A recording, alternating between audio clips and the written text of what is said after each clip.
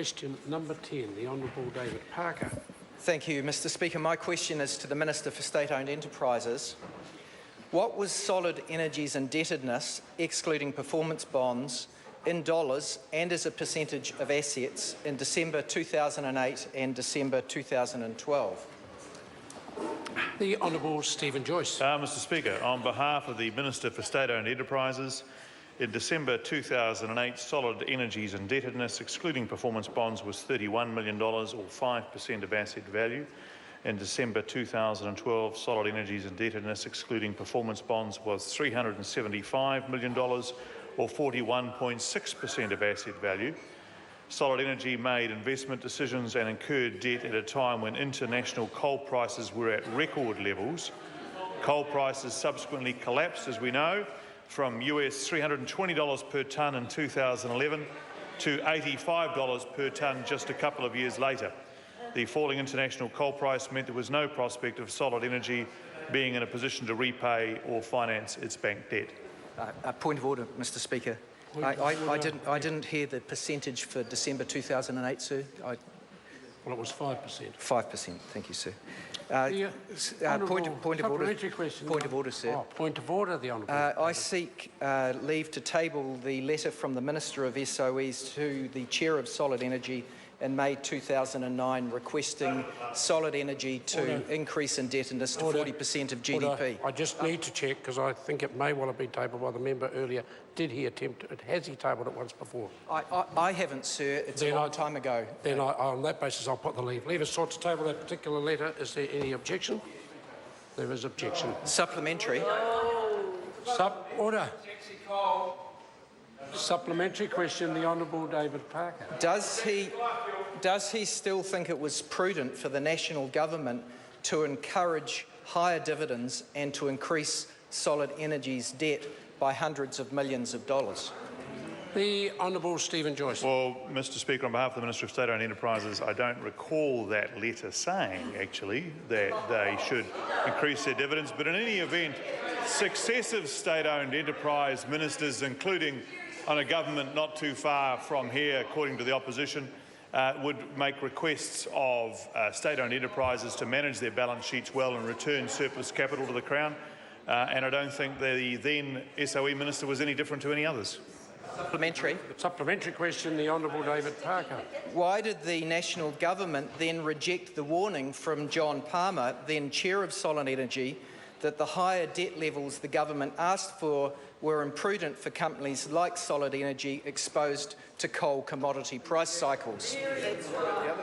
The Honourable Stephen Joyce. Well, Mr Speaker, on behalf of the Minister of State-Owned Enterprises, this is a path we've travelled down a number of times before.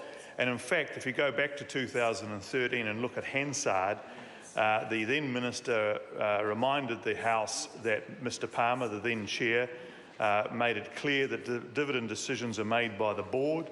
The Board takes responsibility for those dividend decisions, and boards are asked to consider their debt and dividend policies, as then Mr Mallard, the then SOE Minister, did in both 2006 and 2008. Supplementary question, the Honourable David Parker. What are the total losses suffered by shareholders and lenders to Solid Energy to the nearest $100 million? The Honourable Stephen Joyce. Well, Mr Speaker, on behalf of the Minister of State-Owned Enterprises, I don't have that figure to hand, but I can tell the member that unfortunately Solid Energy is in the company of many, many, many international coal companies. I have to hand, for example, Order. I apologise, and I appreciate that, but a point of order has been raised. Mr Speaker, I know that the Minister is answering on behalf of another Minister, but given that Solid Energy is in liquidation, now sold its assets, I would expect the Minister to be prepared to answer within $100 million what the losses were. And that is not a point of order. The Minister answered straight away he didn't have that information. I was giving him time then to expand on that. I am the sole judge as to the length of the answer, not the person who asked the question, who may be dissatisfied with the answer he's been given. Does the Minister wish to complete his answer? Mr Speaker, yes. Order. Ian Lees-Galloway, that's the last warning I'll give you. Mr Speaker, as I was pointing out to the member, unfortunately this hit a huge number of coal companies worldwide, including the top 4 US companies that lost 99.9% of their value since the collapse in coal prices. Order. Supplementary question, the Honourable David Parker. Which has been the greater example of inept mismanagement by his government? Driving solid energy into the ground, losing over $1 billion of value.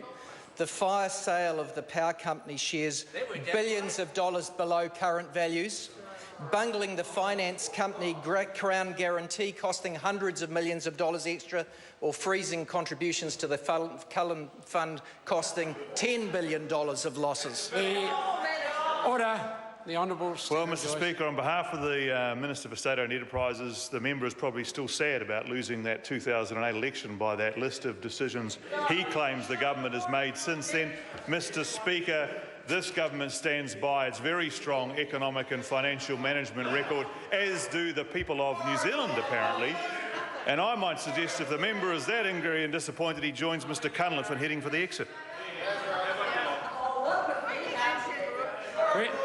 Order. Order.